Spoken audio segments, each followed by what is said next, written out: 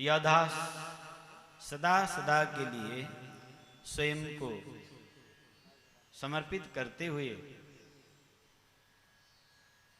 मंच पर विराजमान परम वंदनीय प्रातः स्मरणीय अनंत समलंकृत श्री महंत श्री मणिराम छावनी के उत्तराधिकारी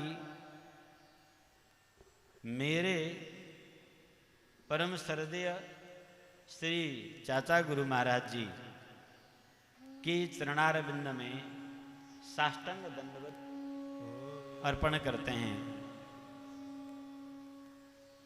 आज सद्गुरुदेव भगवान के वृंदावन महोत्सव के इस दिव्य अलौकिक क्षण में हमारे जैसे अकिंचन को अपने गोद में बिठाकर श्री अवध धाम में ये दिव्य भगवान नाम साधना का आपने अवसर प्रदान किया। इसके लिए हम ही नहीं, समस्त नेपाल राष्ट्र ही आपके चरण को वंदन करता है। समस्त साधक वृंद विश्व में जो फैले हुए सभी आपके चरणों के निरंतर वंदन करते हैं।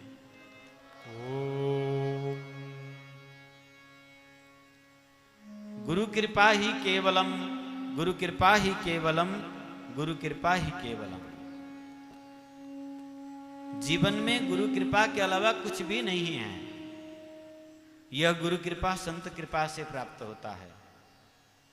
तो वंदनीय पूज्य संतगण सभी के चरण में कोटि कोटि वंदन नमन दंडवत करता हूं।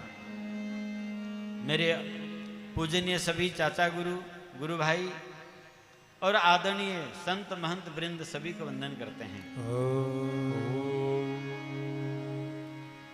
मैं नाम लेकर स्मरण किए बिना नहीं रह पाऊंगा। बीतरागी पुरुष श्री पुनीत रामदास जी महाराज आपने छावनी में श्री गुरु महाराज जी के चरण आश्रय में रहकर कई दिव्य ग्रंथों का प्रणयन किया है। हमें सबसे ज्यादा अंतःप्रेरणा गुरु चरण में जगने का आपका द्वारा प्रस्तुत श्री गुरु विज्ञान है। श्री राम नाम प्रताप प्रकाशन जो छावनी से प्रकाशन हुआ, यह अद्भुत ग्रंथ है। सभी शास्त्रों के सार श्री मैडम छावनी के सभी नए पुराने संत, रसोईया, पुजारी, कोठारी, भंडारी, कोतवाल से लेकर मैनेजर आदि सभी को हम गुरु चरण की सेवा करने वाले सभी महापुरुषों को वंदन करते हैं।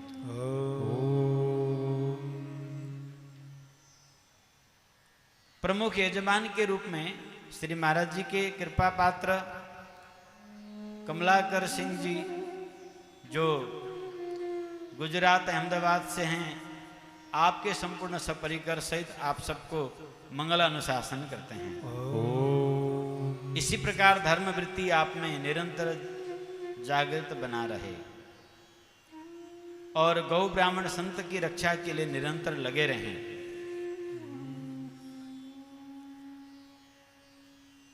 मेरे साथ नेपाल राष्ट्र के बहुत सारे विशिष्ट पदासन व्यक्तित्व महानुभाव गण पधारे हुए हैं। महाराज श्री ने सभी को हृदय से आशीर्वाद प्रदान किया है। आप सब परम भाग्यशाली हैं। आप सबको भी, मैं छावनी का हूं इसीलिए छावनी की तरफ से स्वागत सत्कार अभिनंदन करता हूं।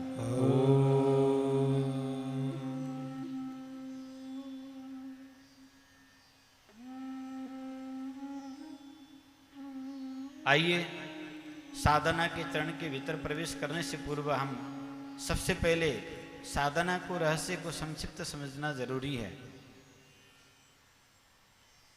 आज समाज अध्यात्म के नाम से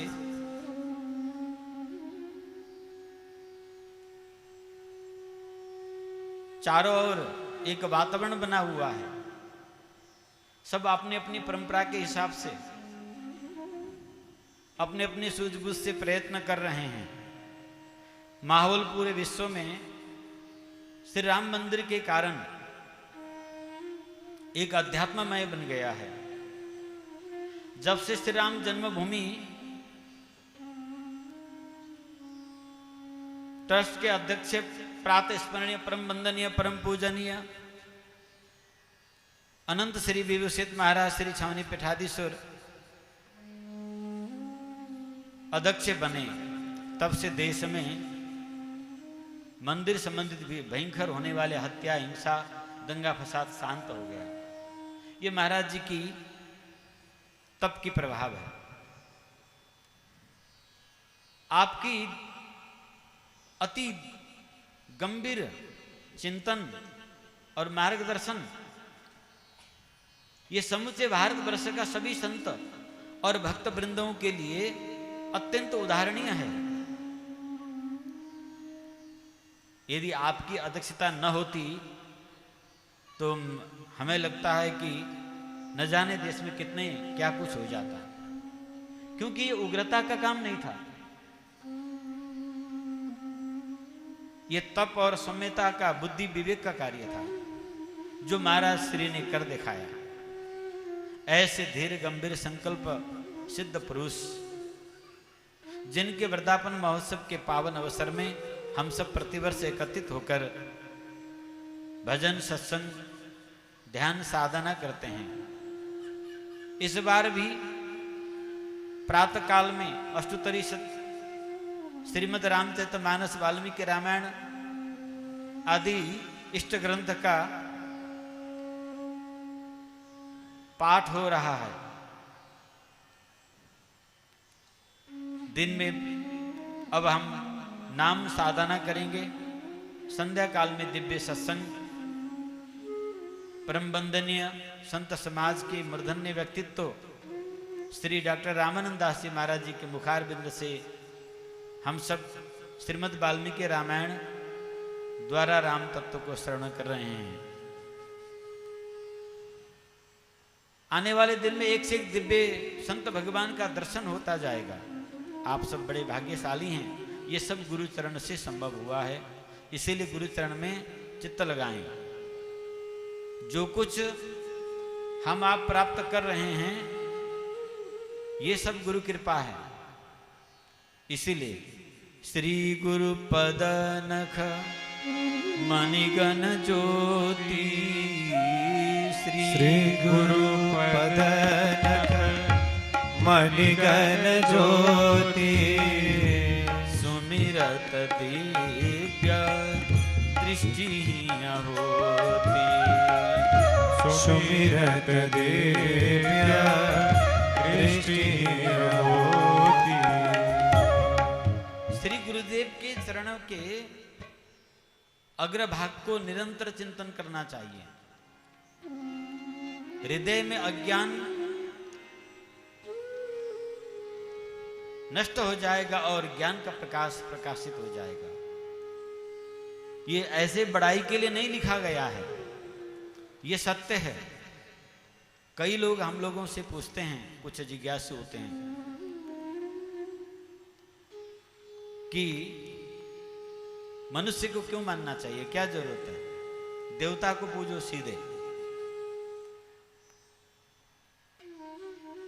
और हम लोग समझाते हैं कि देवता को सीधा नहीं प्राप्त की जा सकता, देवता का तो, भगवान का तो दूर, देवता को भी नहीं प्राप्त किया जा सकता।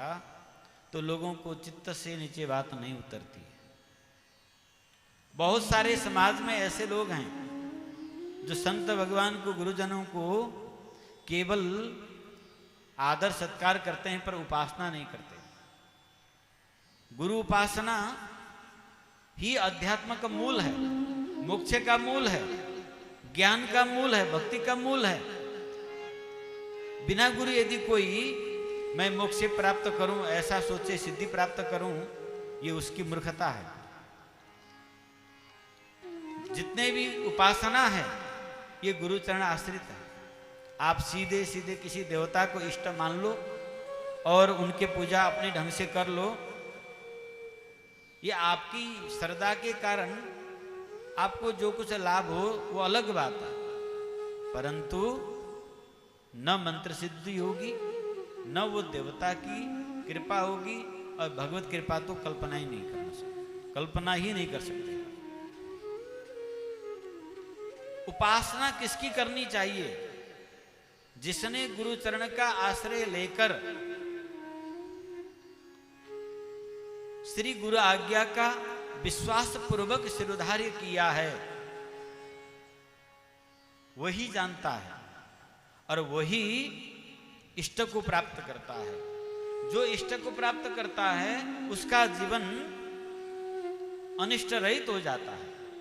इसीलिए गोस्वामी जी कहते हैं, सदगुरु वेद वचन विश्वास, सदगुरु वेद वचन विश्वास, संयम यह न विषय कैलास, संयम यह न विषय कैलास।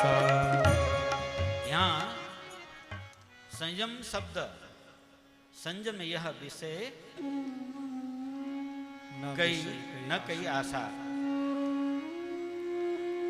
श्री गुरु चरण में अपने को समर्पित करना है निस्वार्थ भाव से,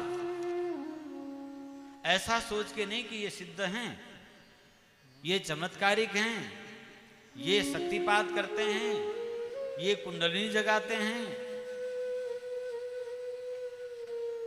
इन पर हम निष्ठा रखेंगे तो मेरा आमुक आमुक आमुक काम बन जाएगा, ऐसा भाव रखकर नहीं।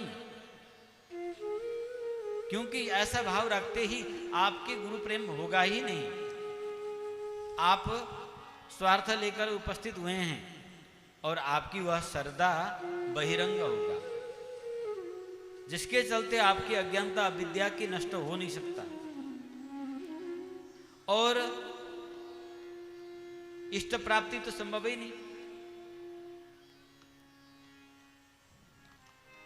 जिस दुख को निवारण के लिए हम मंदिरों में संतों के पास जाते हैं, आप हजारों बार मंदिर जाते रहिए, मंदिर जाना तब सार्थक होता है जब हम अपने गुरुदेव की कृपा से उस मंदिर के देवता के तत्व के बारे में जानें, उस देवता को समझें। तो किसी के भी आप मंदिर जाइए, वो देवता स्वयं स्वागत करते हैं आपका, ये ध्यान रखिएगा। जिन्होंने ब्रह्म जीव और माया का भेद जान लिया, देवता और भगवान के बीच की भिन्नता जाना, जिन्होंने गुरु कृपा से भगवान की आश्रय प्राप्त कर ली, जिन्होंने भगवान के अनन्य शरणागतित्व प्राप्त किया, पंच संस्कार पूर्वक जो दीक्षित होकर आदि वैदिक सनातन परंपरा में जो अविच्छिन्न परंपरा है भगवान का, जिन्होंने उसमें अपने को समर्पित कर लिया, वह व्यक्ति साधारण से साधारण क्यों ना हो, यदि किसी भी तीर्थ में जाता है, किसी देवता देवियों के मंदिर में भी जाता है, तो उसे वह तीर्थ, वो देवी देवता स्वयं अग्रसर होकर स्वागत करते हैं। परंतु जिनके जीवन में आदि वैदिक सनातनीय सदगुरु परंपरा से विधिवत व संस्कारित दीक्षित नहीं हुआ है और भक्ति उसमें खूब है, श्रद्धा है, खूब मंदिर जाता है, खूब चढ़ोतरी भी चढ़ाता है, धूमधाम से पूजा हवन जब सब करवाता है, किया गया फल व्यर्थ नहीं जाएगा, क्षणिक पुण्य प्राप्त होगा, मान प्रतिष्ठा प्राप्त होगा, परंतु हृदय का अंधकार नहीं मिटेगा, जीवन सफल नहीं होगा, इष्ट प्राप्ति नहीं होगी। तो इसीलिए सबसे पहले हमें श्रोत्रिय ब्रह्मनिष्ठ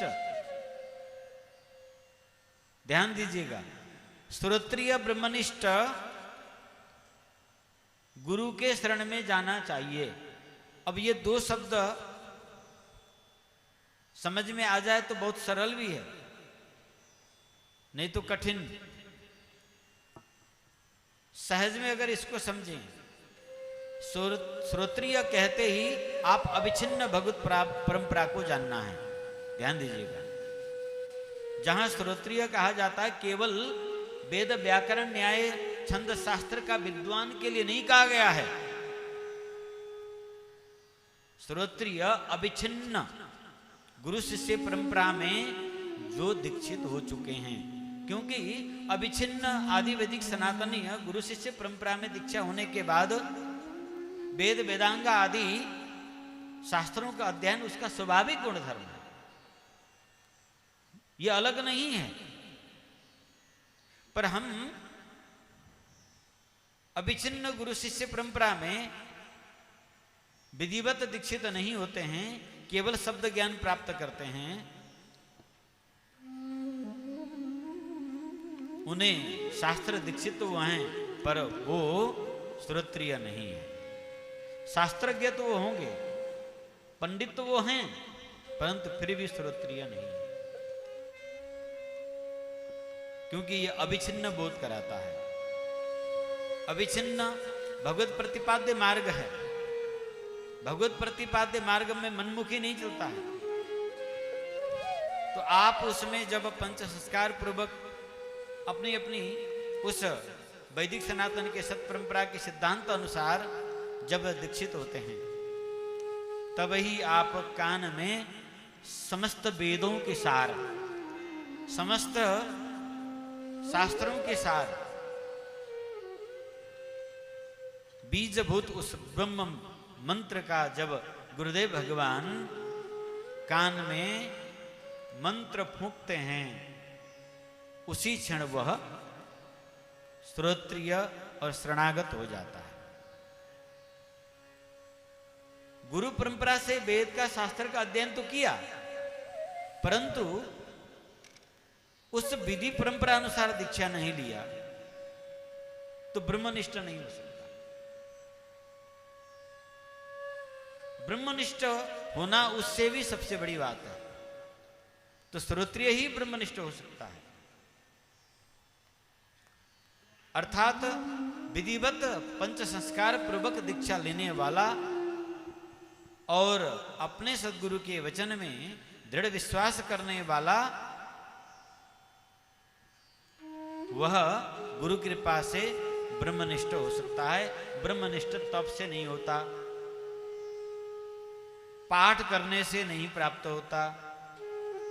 ब्रह्मनिष्ठ गुरु कृपा से प्राप्ति, ब्रह्मनिष्ठता जो है गुरु कृपा से प्राप्त होता है।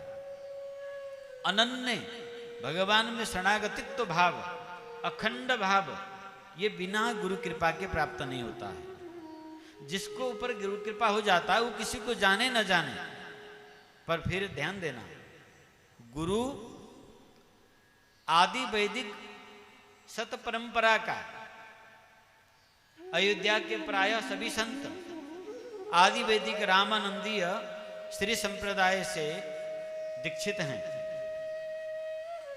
श्री मरणाम छावनी पीठ ये वैष्णवों की परम सम्मानित गद्दी है, उसी परंपरा से हम भी दीक्षित हैं। ये आदि वैदिक परंपरा है, इसका आरंभ साक्षात स्वयं भगवान श्री राम ने किया, इसीलिए सीतानाथ समारंभम।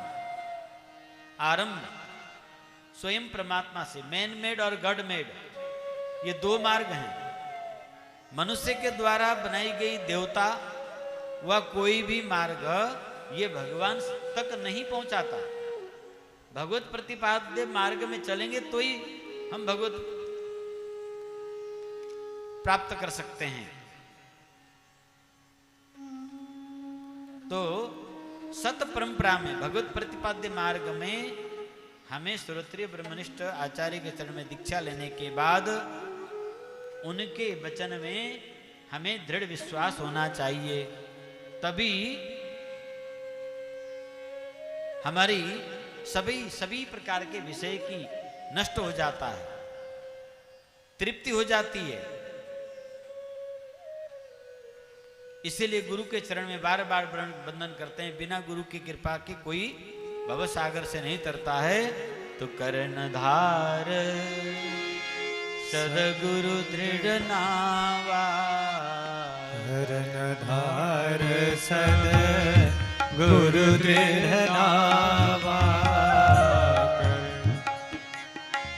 सद गुरु दृढ़ नावा, दुर्लभ साज सुलभ कर पावा, दुर्लभ काज सुलभ कर पावा।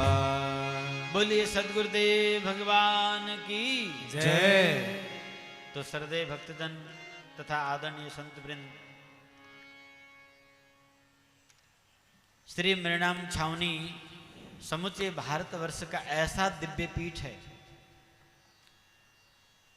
जहां नाम सुमिरन और संत सेवा, गौ सेवा, विनम्रता का पाठ पढ़ाया जाता है। परम पूजनीय परम वंदनीय छावनी पीठाधीश महाराज श्री सदगुरुदेव भगवान के जीवनी लोक में किसी से नहीं छिपा है। उनकी सादगी हम लोग अभी तक नहीं अपना पाए हैं। महाराज श्री का जीवन अविच्छिन्न एक रस एक रूप है। साधुता की जो लक्षण शास्त्रों में बताया गया, वो संपूर्ण लक्षण जो शास्त्रों ने नहीं जाना, उससे भी अधिक महाराज श्री के स्वरूप में प्रतिष्ठित है। भगवान राम के भांति ये समुद्र एवं गांभीर्य, ये अद्भुत गंभीरता की प्रकाष्ठा है। मनसा वचसा कर्मणा, तीनों काल में ये एक रहते हैं। इन्होंने जो हां कह दिया हां ही होगा, ना कह दिया ना हो। कभी महाराज श्री के वाणी से किसी ने भी उनकी वाणी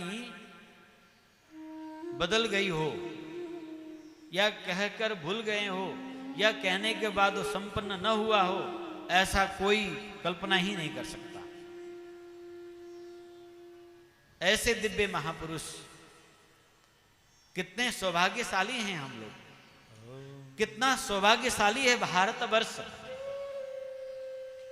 सनातन धर्म, जो ऐसे महापुरुष के तप तेज से प्रकाशित हो रहा है। आज Europe, America, Australia, Canada, Nepal, Bharat, सभी जगह से जो दिग्दिगांत से यहां आप सब भक्तजन पधारे हुए हैं, इसमें मेरा कोई किंचित मात्र भी प्रभुता नहीं है। ये सब गुरु कृपा है। मेरा कोई इसमें क्षमता नहीं है कि हम आपको जोड़ सकें। श्री गुरु आश्रम में निरंतर रहकर आश्रम के भीतर की कंकर्ज लंबे समय हम नहीं कर पाए, पर महाराज श्री के चरण के अनन्य आश्रय में रह के पूरे भारतवर्ष की हमने भ्रमण किया।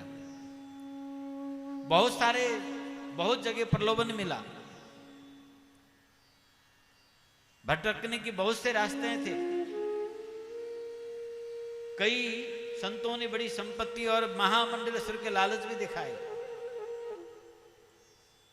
सिद्धि का भी लालच दिखाया गया, पर भौतिक किसी चीज ने आकर्षित नहीं किया। जहां भी गए, जो भी मिले, हमें यही समझ में आया कि केवल ये गुरु प्रताप है। गुरु कृपा से ये संत, ये सिद्ध, ये भक्त हमें सम्मान कर रहे हैं, ये हमने समझा है। इसीलिए आप सब भक्तजन साक्षी हैं कि हमने अपनी तस्वीर देकर आपको पूजा नहीं करवाई। छावनी परंपरा के सभी गुरु परंपरा के जितने भी उपलब्ध परम पूजनीय श्री पुनीत रामदास जी महाराज जी से हमें गुरु परंपरा की छवि प्राप्त हुआ, उसी को हम रखते हैं और उसी को सब घर घर में सब भक्तों को हमने वितरण किया। ये मेरा विशेषता नहीं है, महाराज श्री ने अभी भी जब कभी भी हमें यही संबोधन करते हैं कि सिद्ध बाबा ने बहुत किए, महाराज श्री हमने कुछ भी नहीं किया। ये तो आपके चरण के प्रताप है, ये आपकी कृपा है, ये श्री छावनी पीठाधीश महाराज श्री की कृपा है, जो आप हमें अंतःप्रेरणा दे रहे हैं और हमसे करा रहे हैं।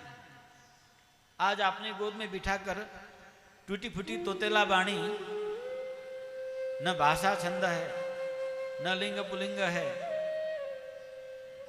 जो आ रहा है हम बकते जा रहे हैं, बिंदास हैं, क्योंकि हमें अपने गुरुचरण पर इतना दृढ़ भरोसा है कि जो भी इस गुरु आसन में गोद में श्री गुरुदेव भगवान की गोद में बैठ के निकलेगा, आधिकारिक और लोक कल्याण की ही शब्द निकलेगा।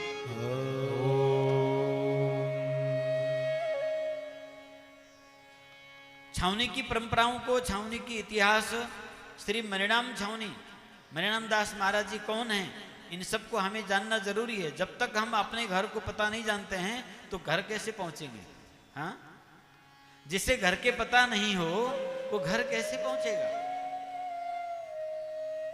भगवान को बाद में जान लेना, भगवान जानने की जरूरत ही नहीं है। गुरु को हम जान जाएं तो भगवान स्वयं पहचान देने के लिए सामने आ जाते हैं। ऐसा बहुत सारे घटना भक्तमाल में वर्णित है, पुराणों में वर्णित है। स्वयं भगवान परिचय देने आता है, मैं भगवान हूं।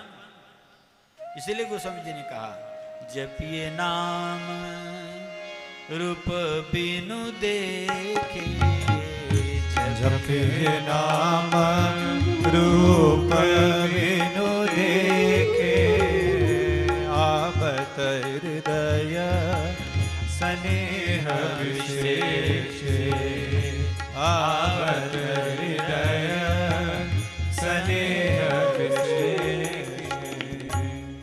श्री गुरु कृपा से आपको भगवान की ध्यान करने की जरूरत नहीं है, वो इतनी प्रेम बरसाते हुए स्वयं ही आ जाते हैं। यह है गुरु महिमा। इसीलिए पहले अपने घर की पता जानो, मैं किस परंपरा में दीक्षित हूं, मेरे गुरु का पहचान स्वरूप क्या है। गुरुदेव के गुरुदेव के गुरुदेव के गुरुदेव के जो स्वरूप हैं, इष्ट को तब जान पाएंगे जब हम अपने गुरुदेव को स्वरूप को जानेंगे। परंतु दुर्भाग्य यह है कि लोग दीक्षा तो ले लेते हैं, शिष्य हो जाते हैं, अपने गुरुदेव को परिचय ही नहीं जानते। अगर पूछें किन से दीक्षा लिए हैं तो लोक में जो ज्यादा अपचलन वाला नाम थोड़ा होता है, तिरस्कार पूर्वक कहने वाला, खड़े खड़े संबोधन अलंकार भी लगाए बिना सीधे खड़ी नाम पुकार के, वो है ना फलाने, वो मेरे गुरुजी, उनसे दीक्षा लिया, फिर उनसे लिया, फिर उनसे लिया। गुरुदेव के 2-4 लाइन लगा के, कितने को नाम ही नहीं, वो अयोध्या वाले महाराज जी हैं, उनसे दीक्षा लिए हैं। तो संबोधन भी हम नहीं जानते हैं। जब हमें अपने गुरुदेव के ठीक से संबोधन भी नहीं आता है तो फिर इष्ट कृपा कैसे प्राप्त होगी? ये जो साधना हम आपको जो देने जा रहे हैं, यह साधना करने की विषय नहीं है। हम बहुत कुछ कर चुके हैं, युगों से हमारे संत करते करते आ रहे हैं। असंख्य मंत्र है, सप्तकोटि मंत्र का जाल है, योग का भी संजाल अपार है, जिसको वर्णन करेंगे युग व्यतीत हो जाएगा। और शिव पार्वती तो यही करते रहते हैं, कैलाश में बैठ के पार्वती पूछती जाती हैं, शिव जी बताते जाते हैं, लोग करते जाते हैं। पर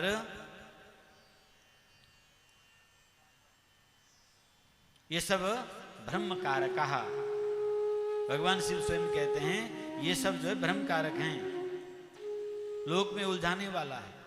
फिर क्या है? बोले गुरु भक्ति योग ही सर्वोपरि। यदि आदि वैदिक परंपरा में दीक्षित पांडित्याई चतुर्गुण से नहीं, भगवत चरण में अनन्य निष्ठा से युक्त गुरुदेव के चरण प्राप्त हो जाए और हमारी उनके चरण में प्रीति हो जाए, तो फिर यह योग सिद्ध हो जाता है, जो करना नहीं पड़ता। करने वाली क्रियाएं, मंत्र की पुरुषण आप करते जाइए, बड़े बड़े यज्ञ कर लीजिए, ये सब भी करना है, क्योंकि इसके के बिना लौकिक पुण्य होगा नहीं, उसके बिना लोक का भरण पोषण होगा नहीं। जो यज्ञ आदि कर्म हम करते हैं, इससे तुष्टि होती है, पुष्टि होती है प्रकृति का, जिससे समग्र विश्व जो है मंगल को प्राप्त करता है। ये संत जनों का, भक्त जनों का, हिंदुओं का कार्य है, बड़े बड़े यज्ञ करना, नाम जाप कराना, पुराणों का पठन पाठन कराना, अनेक पुरस्कार करना, अभिषेक करना, अर्चन करना, ये करना चाहिए। परंतु इससे ऊपर उठकर अगर हम देखेंगे तो गुरु कृपा होते ये सब सिद्ध हो जाता है। आपका एक अगरबत्ती लगाकर देवता को घुमाएंगे तो पर्याप्त हो जाता है। यदि गुरु चरण में प्रीति नहीं है तो कोई भी योग, मंत्र, तंत्र, जाप, ध्यान, तीर्थ, व्रत कुछ भी सिद्ध नहीं होगा। एक नहीं होगा, दो नहीं होगा, तीन नहीं होगा, कभी नहीं होगा, हो ही नहीं सकता।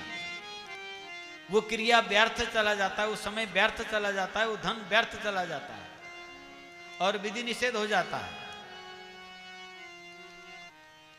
और यदि आप गुरु भक्ति योग से जुड़ जाएं, केवल गुरु चरण में प्रीति आपका हो जाए, तो यह योग सिद्ध हो जाता है। इसीलिए इसे महायोग कहते हैं। और स्थान भेद से भजन, पूजन, कीर्तन, सत्संग सब स्थान भेद से अलग अलग प्रभाव पड़ता है। भजन करने की सबसे उत्तम जगह, सबसे पहले हमें जहां निवास है उसी को सोचना चाहिए। गृहस्थों को पहला उत्तम अपने घर को ही मंदिर का स्वरूप देना चाहिए। महापुरुषों ने कहा घर में बैठकर भजन करने से, घर के यदि किसी क्षेत्र में तुलसी जी विराजमान है, तुलसी मठ, तो तुलसी के सानिध्य में आप भजन करेंगे, साधना करेंगे, प्राणायाम करेंगे, योग करेंगे, जाप पाठ जो भी करते हैं आप, तो 10 गुणितम फल अधिक मिल जाता है।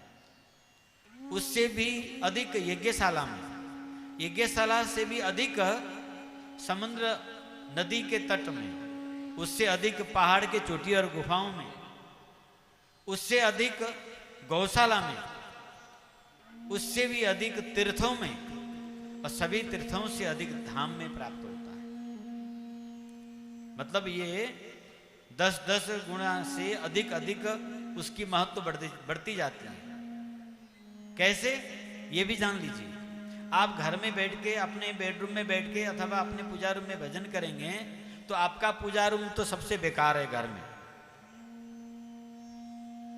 टॉयलेट बाथरूम बहुत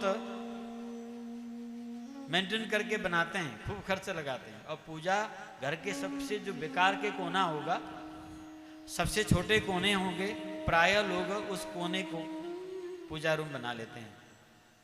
वहां बैठ के आपका भाव जागृत होता ही नहीं। बहुत सारे घरों में पूजा रूम में बहुत सारे 33 कोटि देवता भरे रहते हैं, सब कुछ उसमें है, ले जाके ढेर लगाए रखते हैं। खुद ही 5 मिनट वहां पर बैठ के पूजा नहीं कर पाते, उनके मन में वहां एक भाव बनता नहीं।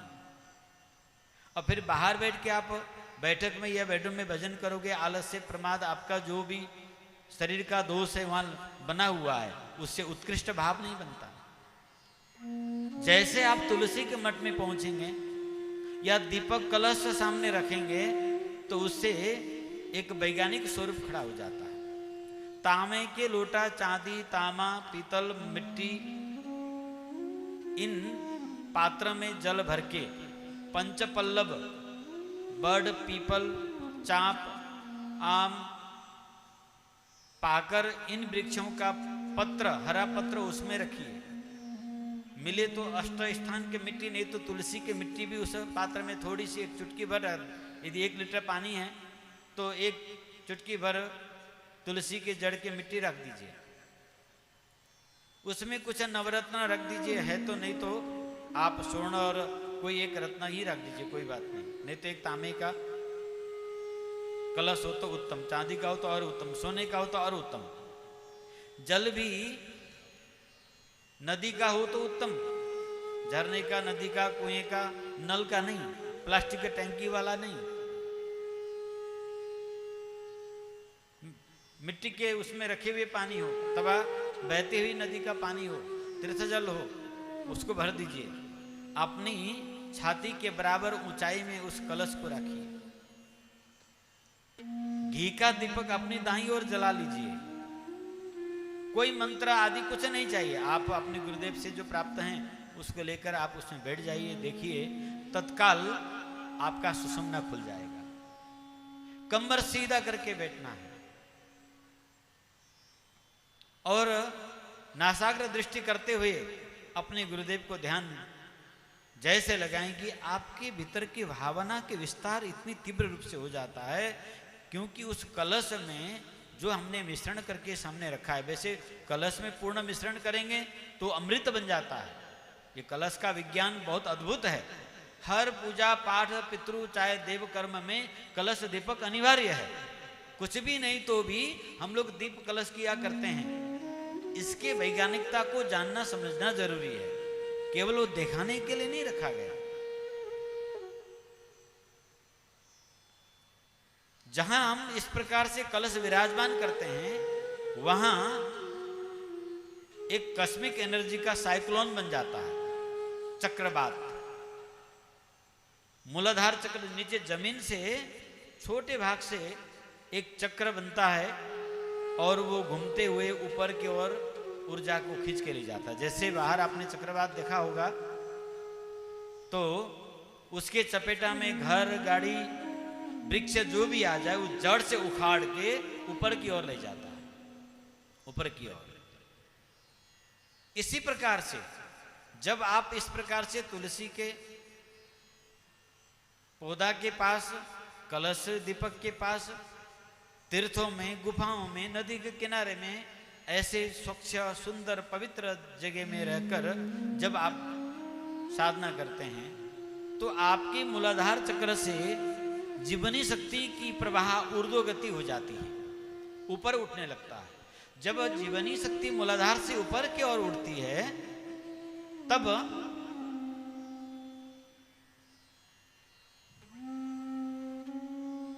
क्या होता है कि आपका मनोवृत्ति ऊर्ध्वगामी हो जाता है। मन जैसे जैसे ऊपर की ओर जाएगा, मन जैसे जैसे ऊपर की ओर जाएगा, आपकी चित्तवृत्ति शांत, स्थिर, सात्विक होता जाएगा। जब मन सात्विक होगा तो आप में सहज अंतर्भाव प्रकट हो जाएगा। इसीलिए महापुरुषों ने घर से ज्यादा तुलसी के मठ, उससे ज्यादा अधिक से अधिक करते हुए धाम में रहकर भजन करने का सर्वाधिक कहा है, और उससे भी अधिक शालिग्राम भगवान के सानिध्य में, उससे भी अधिक शालिग्राम भगवान के सानिध्य, और शालिग्राम भी हों, और इन सब से सर्वोत्तम कहां? श्री गुरुदेव के चरणारविंद। गुरु जिस देश में जिस जगह खड़े होते हैं या बैठते हैं या उस भूमि को स्पर्श कर देते हैं, वो सभी तीर्थों के तीर्थ हो जाता है, सभी धामों के धाम हो जाता है, वो सर्व सिद्धि कराने वाला हो जाता है। इसीलिए आज हमें कितनी बड़ी सौभाग्य मिला भगवान की कृपा से। देखिए इस धामों के धाम अयोध्यापुरी मस्तके श्री अवध धाम में आकर साधना करने का सौभाग्य मिला। अवध धाम में सभी तीर्थ हैं, सभी सिद्धियां हैं, सभी देवताएं हैं, सभी शक्तियां हैं, और शालिग्राम भगवान तो है ही, साक्षात गुरुदेव भगवान है। तो हम कैसे जगह आके भजन कर रहे हैं, इस बात को आपके मन में चिंतन होना जरूरी है। नहीं तो फिर मन में लगेगा कि हाँ यहाँ खाने को नहीं मिला, ये नहीं हुआ, वो नहीं हुआ, ये पूरा नहीं हुआ, वो पूरा नहीं हुआ। गुरुजी ने रहने के लिए वहाँ से हमें बुलाया बड़े प्यार से, और देखो मिर्चा ज़्यादा डाल दिया, आज मेरे पेट दर्द कर रहे हैं, सोने के लिए ग्रुप में सोना पड़ रहा है, हम बड़े आराम से सोते थे और पसंद का नहीं है। अनेक अनेक ये सब विघ्न जो है आपको उद्वेलित कर देगा मन को। इन सब चीज को छोड़िए, ये सौभाग्य आप विचार कीजिए, हम यहाँ तप करने के लिए आए हैं, हम यहाँ गुरुचरण की प्रीति प्राप्ति करने के लिए आए हैं। सदगुरुदेव भगवान के वृंदावन महोत्सव में अयोध्या धाम में साधना करने का सौभाग्य जो प्राप्त हुआ है, इसकी कितना भी प्रशंसा किया जाए कभी पूरी नहीं हो सकती। देवता लोग सब हमारे भाग्य को प्रशंसा कर रहे हैं। इसीलिए ये धाम के अनंत महिमा है, अनंत, सब संत जानते हैं, फिर भी आपको थोड़ी अपनी वाणी पवित्र धाम के महिमा को कहना ये हम उचित समझते हैं। ये अयोध्या धाम कैसा है? अष्टचक्रा नवद्वारा देवानां पुरोऽयोध्या, तस्यां हिरण्ययः कोश स्वर्गो ज्योतिषावृता। आहा, अद्भुत है अयोध्या, कितना अद्भुत है, आप कल्पना नहीं कर सकते हैं। और अयोध्या की उभय अर्थ होता है। सबसे पहले वेदों में यह बताया गया अष्टचक्रा नवद्वारा, अष्टचक्र और नव द्वार से युक्त देवानाम पुरोऽयोध्या, ये भगवान का नित्य निवास स्थली अयोध्या है। हम दो प्रकार के नहीं, तीन प्रकार के अयोध्या के बारे में जानेंगे। प्रथम अयोध्या, हम जिस धरा भूमि, लीला भूमि भगवान के, ये एकपाद विभूति क्या है? लीला भूमि है। श्री अवध भूमि भगवान के लीला भूमि है। ये लौकिक अयोध्या भी पारलौकिक उस परम धाम के अयोध्या का ये नित्य स्वरूप है। हमें इसे सामान्य नहीं समझना है। तीन अयोध्या की हम चर्चा कर रहे हैं आपके सामने। एक अयोध्या लौकिक अयोध्या,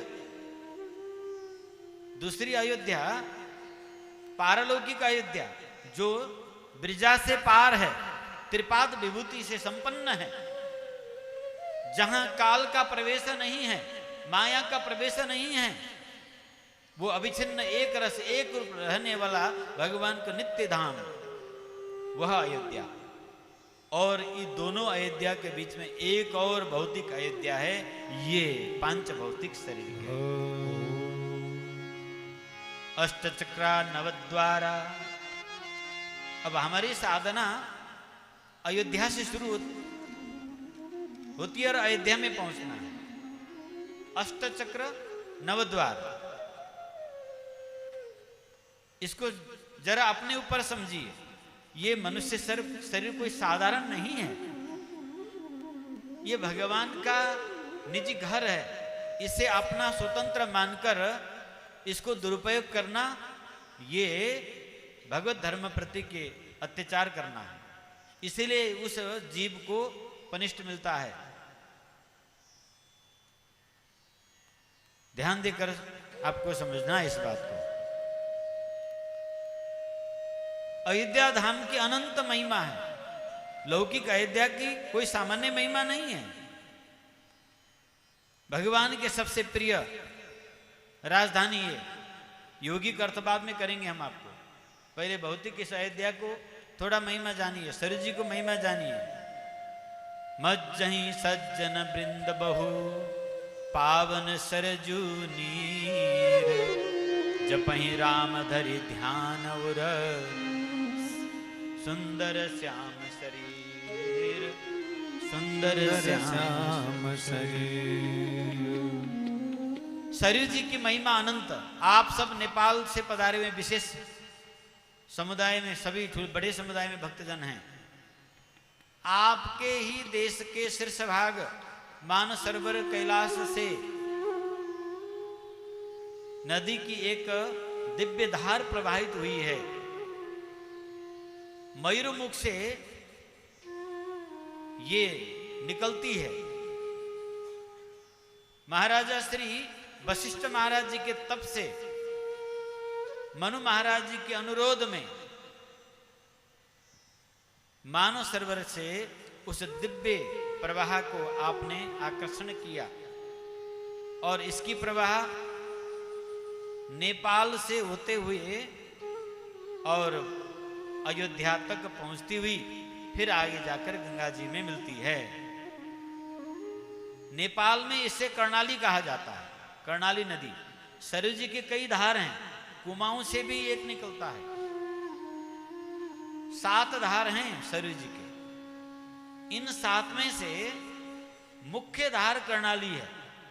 यह हमने इस कर्णाली के सरयू जी के किनारे से पद यात्रा करते हुए मानस सरोवर हम पहुंचे हैं और वर्तमान समय में सैटेलाइट के माध्यम से हम सरयू के मुख्य धार को पहचान कर सकते हैं।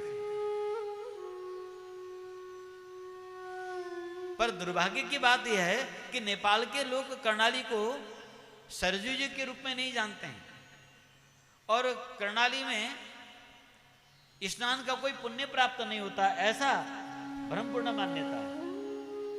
जबकि सरयू जी की महिमा तो संत लोग हमारे गाते हैं। कोटि कल्प काशी बसे मथुरा कल्प निवास, एक निमिष सरजू बसे तुलैन तुलसीदास। निमिष कहते हैं आंख की जो पलक झपकती है। आंख की पलक झपकने की समय तक जितनी देर आप सरयू जी के अयोध्या के अवध धाम में, अन्यत्र तो जो पुण्य है अवध धाम में पलक झपकने तक आप सरयू जी के किनारे एक बार ये मां कह के आप पुकार लीजिए, बस करोड़ कल्प काशी में बैठकर तप करने से जो पुण्य प्राप्त होता है वो एक कल्प में मथुरा में प्राप्त होता है। एक कल्प तक, यानी एक कल्प का मतलब 4 अरब 32 करोड़ वर्ष। 4 अरब 32 करोड़ वर्ष तपस्या मथुरा में जो करते हैं वो आप एक पलक झपकते ही अयोध्या में सरयू के तट में प्राप्त करते हैं। बोलिए सरयू मैया की जय। तो इसलिए मज्जहि सज्जन वृंद बहु पावन सरयू नीर, मज्जहि पावन सरयू नीर, जपहि राम धरि ध्यान उर सुंदर श्याम शरीर। जपहि नाम धरि ध्यान सुंदर श्याम शरीर। दरस परस मज्जन अरूपाना, दरस परस मज्जन अरूपाना, हरहि पाप कह वेद पुराण, हरहि पाप कह वेद पुराणा। नदी पुनीत महिमा अति, नदी पुनीत महिमा, नदी पुनीत अमिता महिमा, नदी पुनीत महिमा अति भारी। कह न सकई शारदा विमलमती, कह न सकई शारद विमलमती। राम धाम दापुरी सुहावनी, राम धाम दापुरी सुहावनी, राम धाम दापुरी सुहावनी, राम धाम दापुरी सुहावनी। लोक समस्त विदित अति पावनी, लोक समस्त विदित अति पावनी, लोक समस्त विदित अति पावनी, लोक समस्त विदित अति पावनी। चारि खानि जग जीव अपारा, चारि खानि जग जीव अपारा। अवध तन सारा, अवध स्वतंत्र कहीं सारा, अवध तजे तनु नहीं संसारा, अवध तले तनु नहीं संसारा। तो राम धामदा पुरी सुभावनी, ये श्री राम जी का धाम अवधपुरी लोक विस्तृत है, समस्त लोक विदित अति पावनी। इससे पावन इस संसार में दूसरा कोई लोक है ही नहीं, कोई लोक नहीं है। ऐसे पावन दिव्य लोक में, दिव्य धाम में यदि हमें साधना करने की ये दिव्य अवसर मिल रहा है तो इससे बढ़कर जीवन में उपलब्धि और क्या हो सकती है। तो हे सज्जन वृंदों, आज गुरु महाराज भगवान की असीम कृपा से यह दिव्यपुरी में, दिव्य धाम में, गुरुदेव के सानिध्य में, वो भी गुरुदेव के वृंदावन महोत्सव के पावन अवसर में हमें इस दिव्य साधन करने की जो अवसर प्राप्त हो रहा है। आइए आज प्रथम दिन साधना के कुछ स्थिति को निरीक्षण करते हैं। विधिवत शक्तिपात कल से शुरू होगा। आज संस्कार निरीक्षण करते हैं।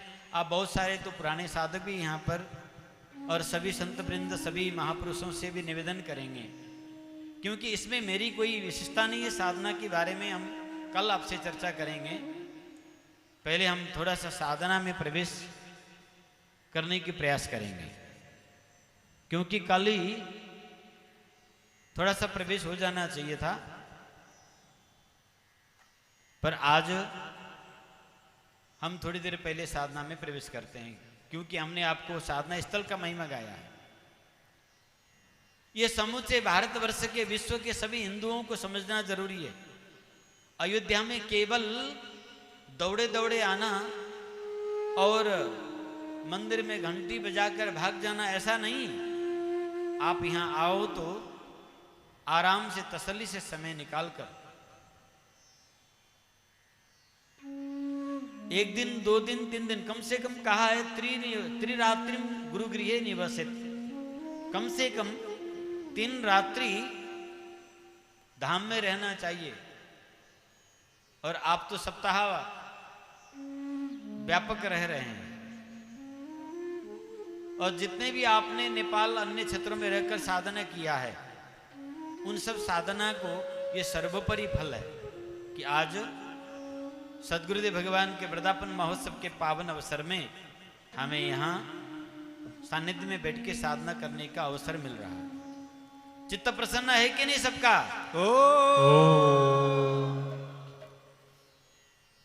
साधना में पूरे डूबने के लिए सब तैयार हैं?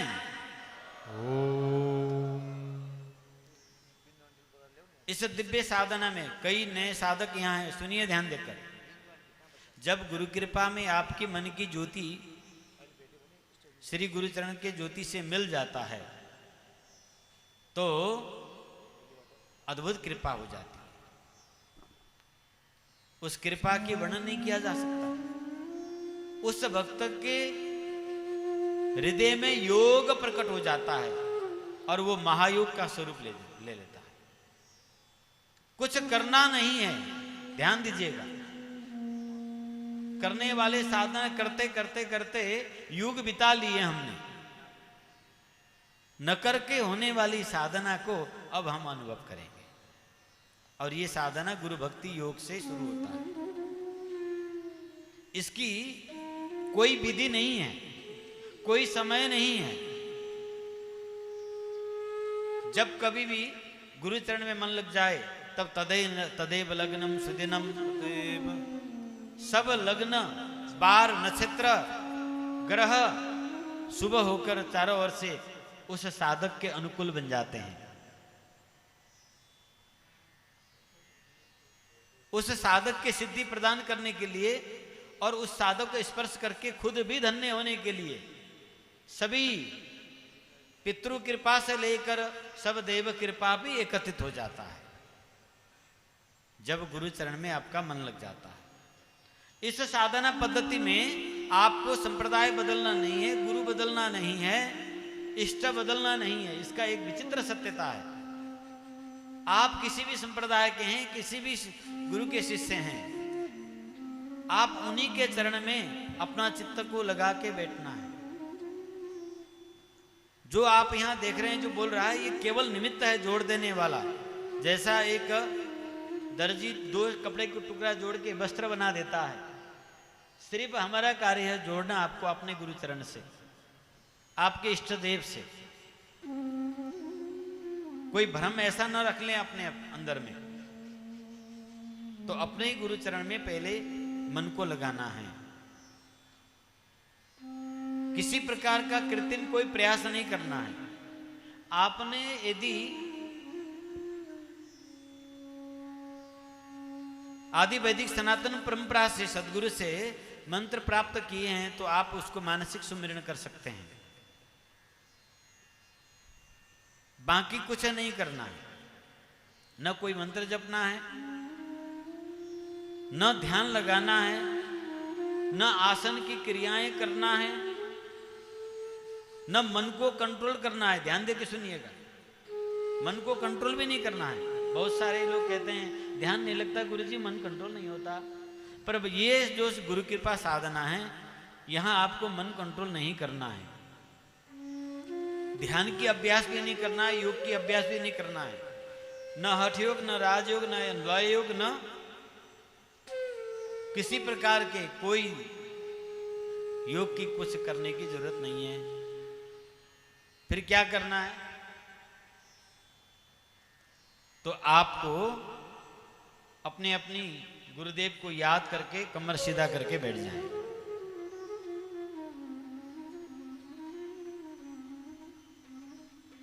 सब कमर सीधा करें, अलती पलती मार के बैठें। कई साधकों को संस्कार निरीक्षण के क्रम में भी शक्ति उद्बोधन हो जाता है।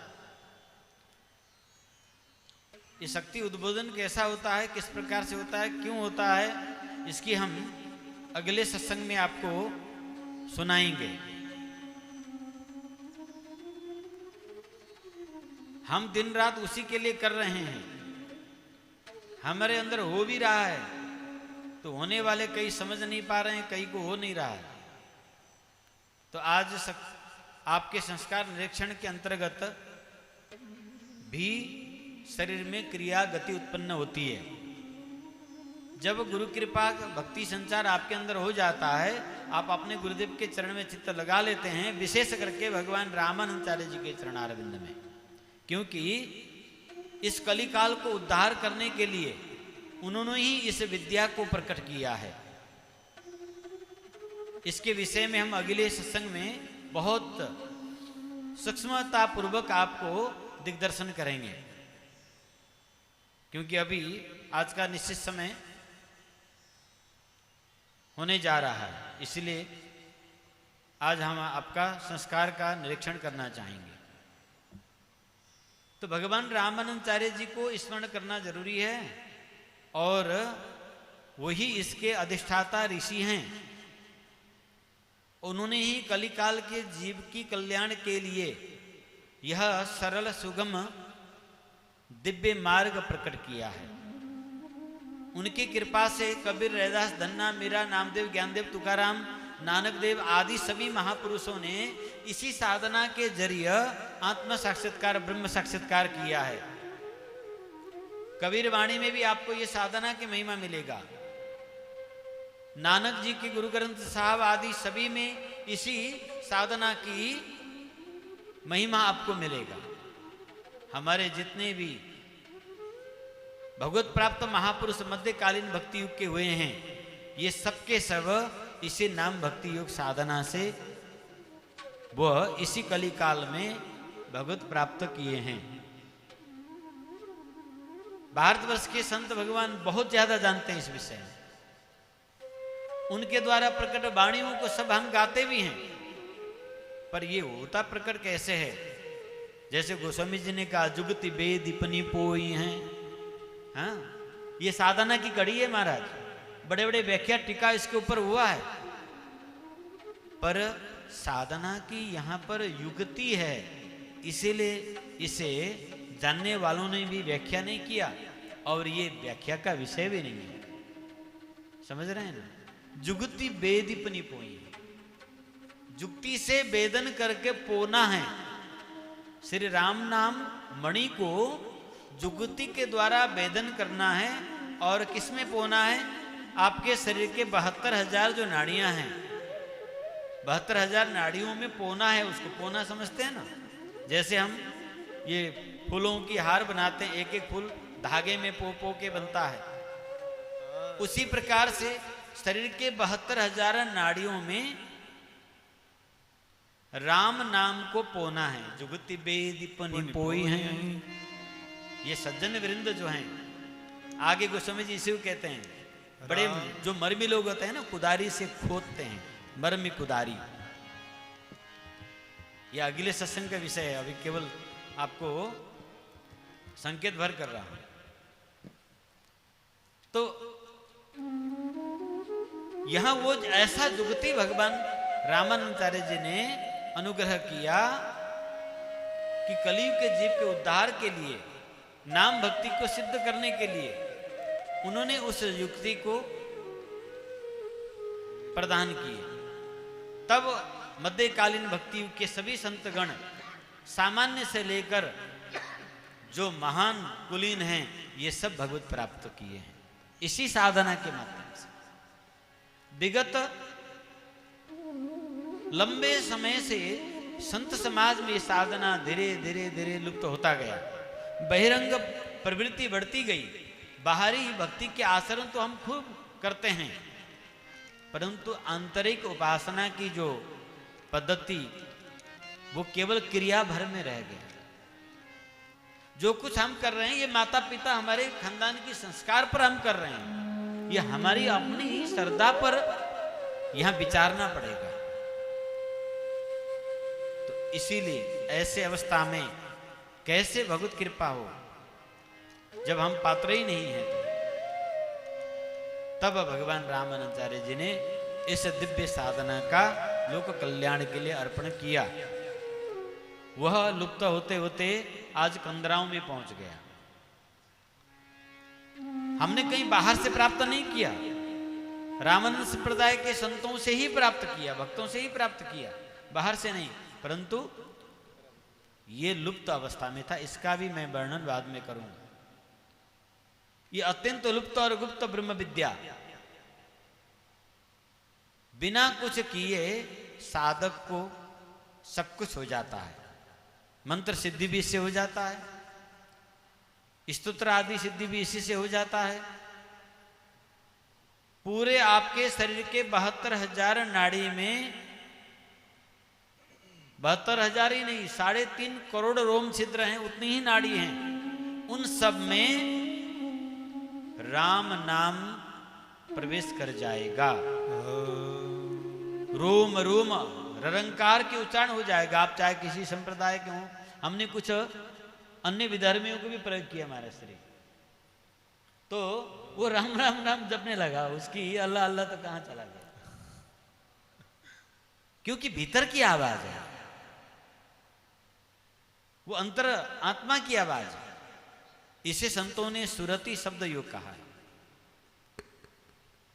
ये कोई भी कृत्रिम रूप से नहीं बदल सकता।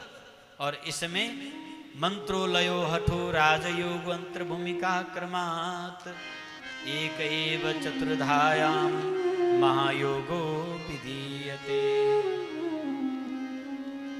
ये हठ योग, मंत्र योग, लय योग, राजयोग, ये चारों योग साधक में स्वाभाविक घटित हो जाता है और अविद्या की यात्रा शुरू होती है। प्रथम चक्र से यात्रा शुरू करना होता है। अष्ट चक्र की, नव द्वार की, ये जो अयोध्यापुरी है, इसमें 9 द्वार हैं। हाँ? ये एक तो हम धाम, अयोध्या धाम में बैठे हैं, ये शरीर भी अयोध्यापुरी है, इसमें 9 द्वार हैं। 9 ऊपर के वर 7 छिद्र हैं, नीचे 2 छिद्र, मिलाकर 9 छिद्र हैं, 9 द्वार। और इसमें अष्ट चक्र, अंतिम 9 जो ब्रह्म चक्र, अयोध्यापुरी मस्तके। 7 पुरियों से हमारे शरीर के क्षेत्रों को संतों ने दृष्टि कराया है। तो ये यौगिक चर्चा बाद में करूंगा मैं। फिर अभी आइए, आपको मैं थोड़ी देर संस्कार निरीक्षण के साधना में ले जाता हूं।